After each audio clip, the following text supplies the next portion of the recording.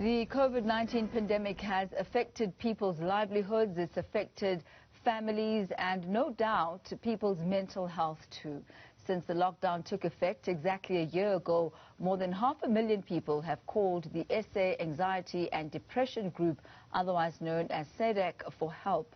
For more on this, I'm joined by Cassie Chambers, the Operations Director at Sadag. Good to have you with us this afternoon, Ms. Chambers. Now, you have reported that call numbers and call volumes to Sadag literally doubled during the lockdown period. Give us an idea of the nature of the calls that you've received. Thank you so much for having me.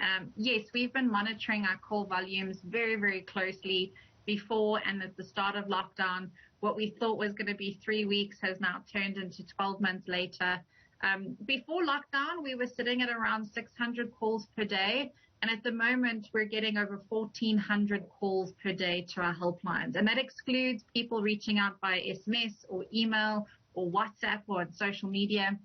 What we've seen the difference and the reasons that people are calling, especially now, the start of 2021 being quite a rocky start for a lot of people, a lot more loss, grief and trauma, very high levels of anxiety and depression, and normally having various aspects of their lives impacted by COVID, work, home, relationships, and all of this has taken a serious toll on people. And what we're seeing right now, as we're coming on a year since lockdown, is almost this pandemic fatigue, people feeling burnt out, exhausted. It's been a very long, difficult year for a lot of people. And so when people do reach out and they call you, what type of assistance do they get? So when they're calling Sadag, we provide free telephone counseling. So our volunteer counselors have been able to work remotely and provide telephone counseling in the sense of finding out what are the different issues that people are dealing with and coming up with practical action plans. I think also just connecting to someone during these difficult times in a time of physical distancing and social isolation. So we really come up with action plans. We give referrals to resources around them in their area, whether it be face-to-face or online. We also have an extensive referral guide that includes private as well as state resources and free resources, especially since so many people have been affected by COVID financially. So we try to provide as much support as possible. And of course, running the country's only suicide crisis line, since March, we received over 100,000 calls to our suicide helpline. So a lot of what we do is crisis intervention, getting people emergency help, case managing and facilitating, ensuring that the person who does call out, who is suicidal, gets emergency help as soon as possible. You talk about crisis intervention, and we have seen a rise in people who are at least psychologically suicidal. Are you getting a lot of those too?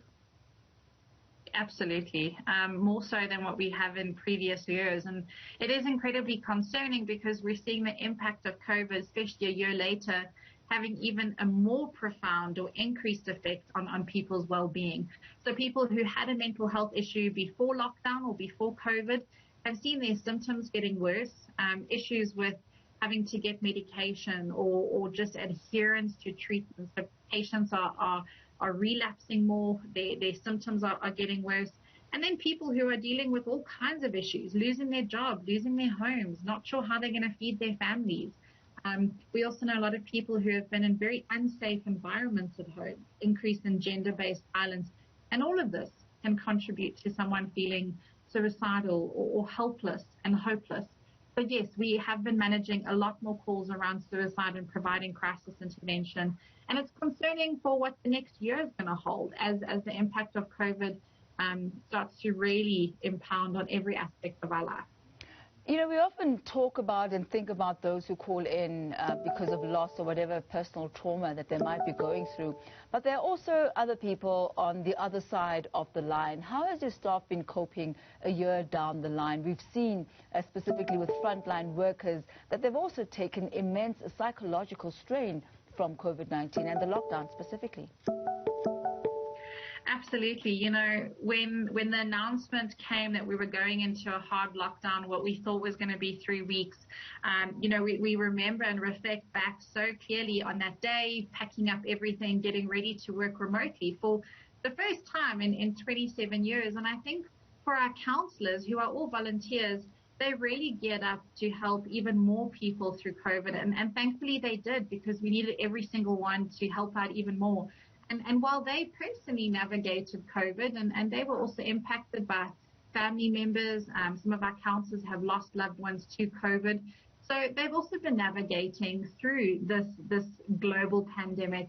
And I think for us, the Sadag is really practicing what we're preaching and looking after the mental well-being of our volunteer counselors, especially because we've seen such a huge demand on our services during this time, and now having to work from home and in isolation. That's been something really new that we've had to also deal with. But I think for our counselors, being able to do something so meaningful and to really connect with people has been both humbling and rewarding. But it's also something that we're very aware of, is looking at the burnout of our own volunteer and our own team and counselors. And I think as an NPO during this very difficult time, we're still grateful that we've got work to do and that there is still so much that we can do to help people every single day. I guess it's a sense of hope and comfort to know that organizations such as yourself exist. Cassie, thank you very much for that. That's Cassie Chambers there. She's the Operations Director at the South African Depression and Anxiety Group, Sadag.